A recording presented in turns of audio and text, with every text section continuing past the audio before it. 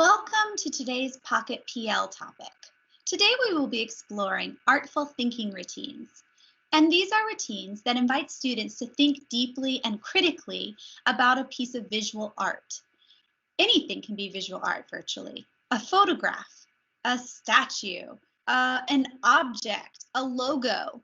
So this routine invites students to look at something visually and investigate it and connect it to their understanding around a topic or a concept. This body of research was put together by Harvard's Project Zero, and it really is exploring the synergy between critical thinking, content area, and art. And we're looking at how these things overlap. So today we're going to be focusing in on just one of the routines. There are several routines that exist, and you can find the other favorite routines of mine in part 2, 3, and 4 of these videos. But part 1, we'll be focusing in on I see, I think, I wonder. That's the framework that you will use when you're looking at a piece of artwork. So you might project it up on the smartboard, and you might start off your conversation with your students by saying, students, I just want you to take a moment to notice closely what's happening in the photograph. Just tell me what you see. And then you'll transition to telling what you think. And then finally, you'll transition into telling what you wonder. So we're going to just take a moment right now to explore the resources that are on the Project Zero Artful Thinking Routine website, because I think it's important that you know how to find it and to see especially something in this website called the Thinking Palette. So this is the website. It has a thinking palette in it, which I love. And I love it because the fact that they have colored paint representing different thinking skills that we try to encourage in our students. And you can see, I mean, it doesn't matter if it's a kindergartner or a 12th grader, we want our students reasoning and exploring point of view and questioning and observing and describing, comparing and connecting, comparing and contrasting, and finding complexities, finding details. These are all skills that we are nurturing from birth to adulthood. And even as adult learners, as teachers, we are always growing in these areas. So you could probably look at your standards and figure out which standards kind of fall into which thinking routine or thinking palette area that's outlined here on the palette. So if you are doing if you're working on a standard and you're doing a lesson or activity around comparing and contrasting two books, then you might want to consider the thinking routines that are under comparing and contrasting. So there's 4 different routines that you could check out. Today, we're going to be just looking at See, Think, Wonder, which is actually going to fall under questioning and investigating. It's the first routine here, and it's my favorite in this category. The goal of these PL videos is that I will share with you one thinking routine from each of the different Artful Thinking palette topics. That way you can wrap your head around using these in your classroom, and you're not trying to use too many of them, but you're really zooming in and focusing on just a handful of routines that you can do with fidelity. Okay, so we're going to go ahead and get started. What do you see? What do you think? What do you wonder? As facilitator, I'm going to try very hard to stick to just saying these things. Now, because it's just me presenting this topic, I'm going to suggest what students might say in response to these pictures when I shared them with students. So here's our first example. I have projected a piece of artwork, actually. This is a piece of artwork, and a pretty famous piece of artwork. And I'm going to let the students just notice closely and tell me what they see. And responses that I typically get when I show this image are things like, I see people hard at work. I see a factory. I see machines. I see uniforms. I see metal. I see a lot of people in the background, and then in the foreground, I can see more description on the people. I see a lot of gray. I see. So really they're just telling me what their eye perceives and what their eye sees. They're not really explaining to me what they see. They're not saying, well, I think this is happening. They're really just telling me what they see. So no inferencing yet.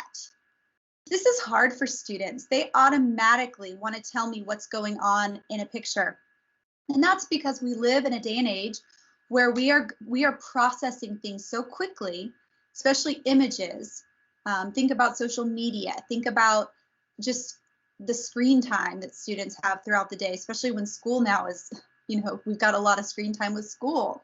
So that processing of images, you're always trying to make sense of what you see.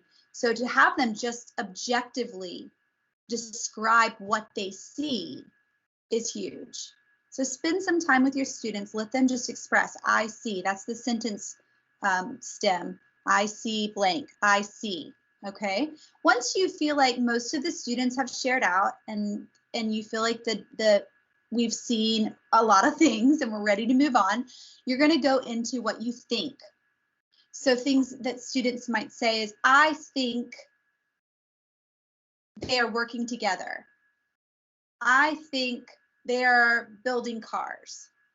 I think that some of the men are doing different jobs based on their uniform. That's come up with students. I think that at the bottom, there's a glimpse of what the rest of the factory looks like in the bottom outlined green area. I think, so they're trying to make sense of it. This is when they do pull together those inferences and they tell us what they think. And then once you've kind of pulled together some inferences, and as teacher, don't deny any of those inferences. You could say something like, that's interesting that that's what you're thinking. Can you tell me a little bit more? Or what makes you think that? But we don't want to deny what they think, because the idea of this is to really encourage and pull out of our students what they're thinking.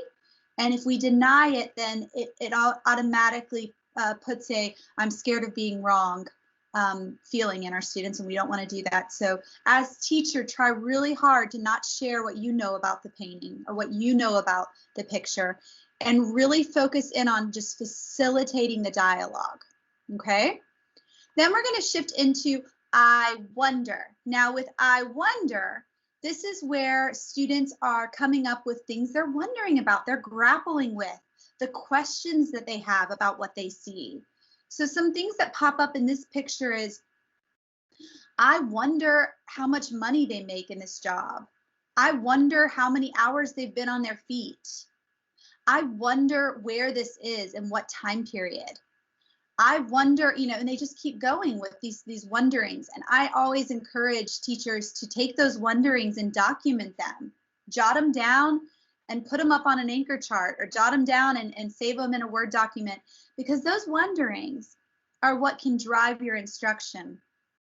So I might use this to talk about complex machines in a science unit, or I might use this to talk about the Industrial Revolution and how industries and car manufacturing was taking front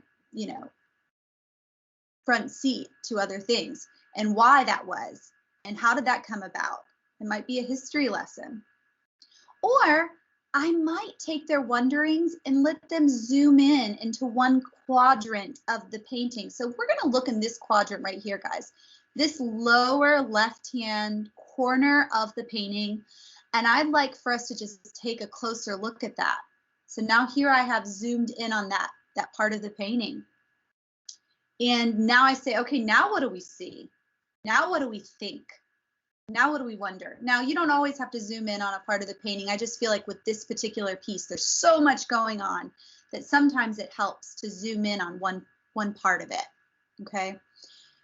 So this particular piece, just to give you some background information on the piece and the artist, it's by the Mexican artist Diego Rivera. It was painted in 1930s, I think 1933.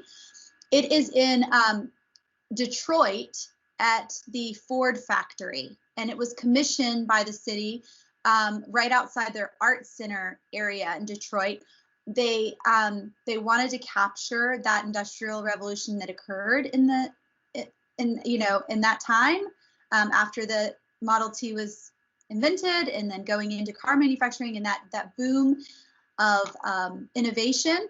And the theme of this project that Diego Rivera was commissioned to do was that ideas are one. All actions, all ideas are one. And just like the parts of all of the machine. So the machine can't operate. We can't create and have innovation without the sum of all the parts. We all play a role in this. And that was kind of the central message of the piece. And it's a fresco, which is a huge, these are massive murals that are on the sides of the buildings, okay, the Ford factory building. It's a painting technique when you're doing a large scale mural. So just wanted to give you that background info if you want to use this piece in maybe something that you teach in your classroom. Here's another example of a piece of artwork where we might ask our students to see, think, wonder. Now this is a math example. This is a piece of art by the artist Ferdinand Rosa. He is a current living artist, and he does a lot of geometric abstract art. And this is an acrylic piece, a large painting, where there are a lot of mathematical concepts embedded into this piece. Students, when they say what they see equal size squares, they see equal sized triangles, they see patterns, they tell me what colors they see, they tell me what arrays they see, they tell me what fractional parts they see. And then when they think, I think the artist wanted to give an optical illusion with how they picked the colors. Or I think some things students say, I think the picture is two-dimensional, but it's intended to feel three-dimensional. I feel movement, I feel form, I feel shape, three-dimensional shape. And then what do they wonder? Well, I wonder why the artist picked these colors. I wonder if there's a place that he lives that he's inspired by that influenced his art. I wonder how he made each square equivalent in shape and size. How did he do that? I wonder what that art making process was. So as you can see, this is all with a very math focus, but that I see, I think, I wonder, that facilitation is helping us really get to the standard, which is, maybe it's arrays, maybe it's multiplication, maybe it's fractions, maybe it's division, but that line of questioning is going to get there very organically. Sometimes you might choose to use a picture book to do I see, I think, I wonder. This is a picture book by Leo Leone, one of my favorite picture book author and illustrators. And this is the book Swimmy. And this is a page from Swimmy. And I love asking students, what do you see? What do you think? What do you wonder? And of course, they get into this really, when they're talking about what they think, they start developing this really rich and deep story. And then it really just, when I flip it to the next page of the book, they go, oh my gosh, I was right. Or, oh my gosh, I was so close. They start to really see how that previous image and that previous picture relates to the next page, the sequencing of the next page. So I see, I think, I wonder can be used just as easily with picture book art as it can with masterworks, paintings. You can use illustrations. You can also use logos. You can have students analyze a logo and then design their own logo around a concept or an idea. But that whole questioning is, what do we see in this apple? What do we think with this logo here, this Apple logo? What do we wonder? That could be a really exciting conversation to have with students before going into an activity like designing or branding something, which is great in the STEAM curriculum as well. Also, a lot of teachers ask me, do I have to use art to do this strategy? And my advice to you is you can use anything visual. It can be a prop you bring in. It can be a photograph. This is a photograph that I took on a walk, and I was connecting it to decomposers and how decomposers relate to our science curriculum, but getting students to notice closely. What do they see? What do they see happening in this picture? Well, I see moss, I see a mushroom, I see it's all connected to a tree. I think maybe the tree is dead and maybe it's breaking down. I think that maybe the moss and the mushrooms are decomposing. I wonder what this mushroom and moss will look like a year from now. Will the tree still be standing a year from now? I wonder. So just even taking a quick snapshot of a photograph or something you find online you can still use the same framework of I see, I think, I wonder to explore it deeply with your students. You know, photograph from history. Maybe you're doing something on the civil rights and you're analyzing a photograph. What do you see happening in this photo? What do you think's happening in this photo? What do you wonder about? So let me know how you use this strategy. This is one of my favorites.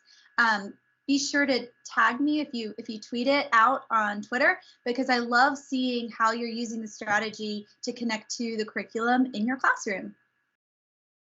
Have an artful day.